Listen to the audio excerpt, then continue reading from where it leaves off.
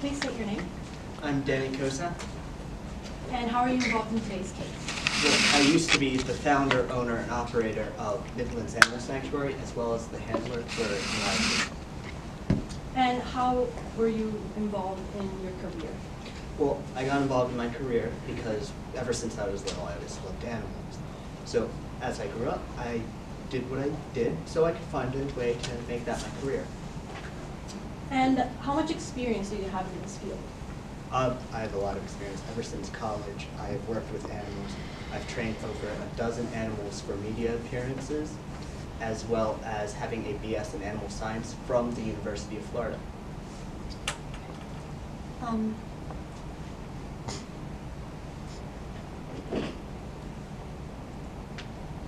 I would like to talk more about, could you walk us through the process of how you would get these animals to perform these tricks? Of course. When I was training an animal, I would start with a dial of using positive operant conditioning with a constant schedule, which means every time they did a desired action, I'd give them a treat. Once they started getting that down pat, I'd switch to a fixed ratio schedule, which means around every fourth time I would give them a treat for doing the trick properly. And this is for them to do the trick, but what about training them for appearances on TV shows, for example?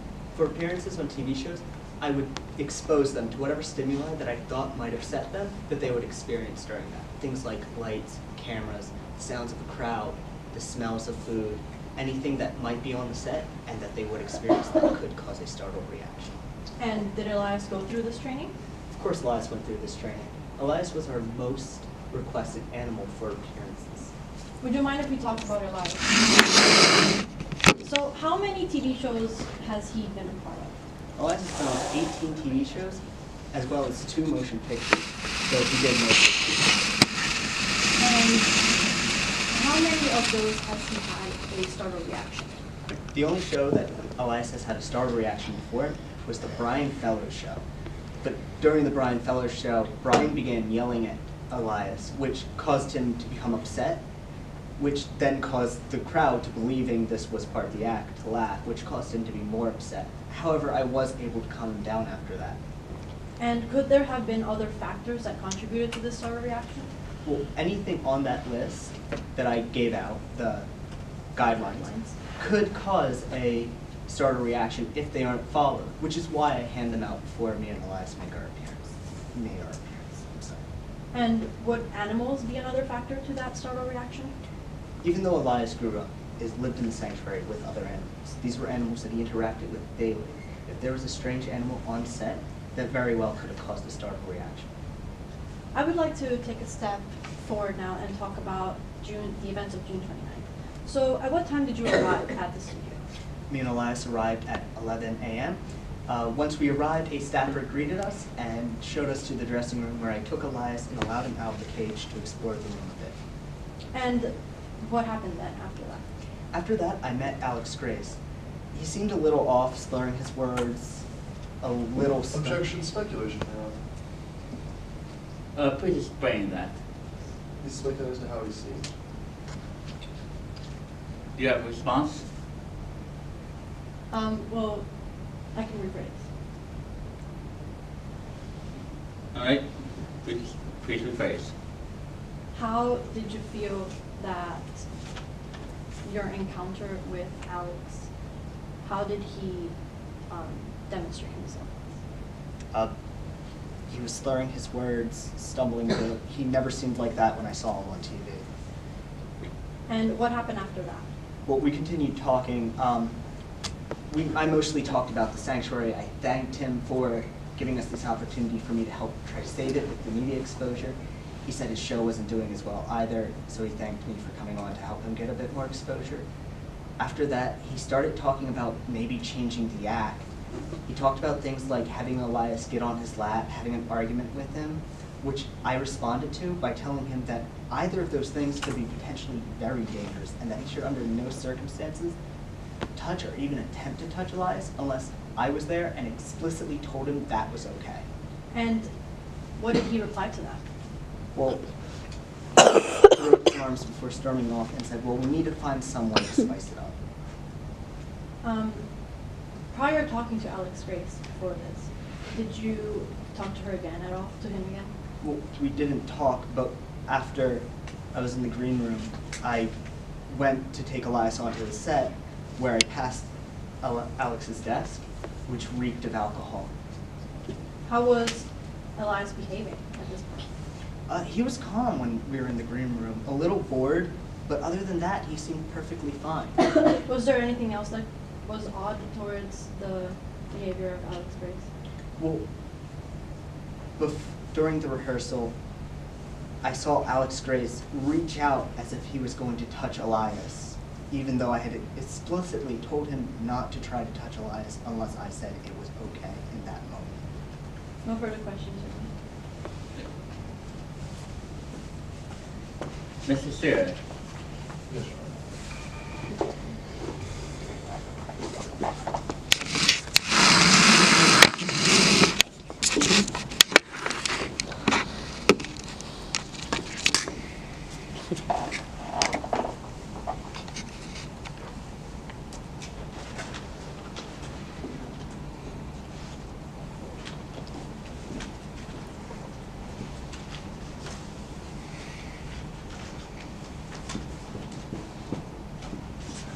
Your Honor, before I begin, I begin to inquire as to how much time I have.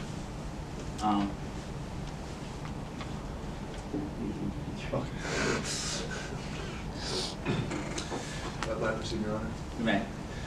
Now, Mr. Kosack, you stated on direct that you have lots of experience with animals, correct? Yes.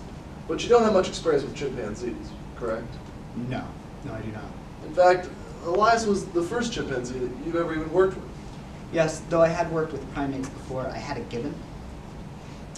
Now, I want to talk to you a little bit about the training that you were going to do with Elias for the show. You planned on doing a trick where he would act as an interviewee on a host show, correct? Yes, I did. And you did that using hand signals, correct? I was using hand signals, which I had previously paired with spoken commands that I had previously trained Elias with. But to my question, you used just hand signals when performing the trick at MTS, correct? Yes, for this one, I had planned to only use hand signals. But you only spent 8 hours teaching him that trick, correct? I spent only 8 hours training him to respond to those hand signals, yes. And this trick that you plan to perform, you never practiced it in front of anyone else, correct?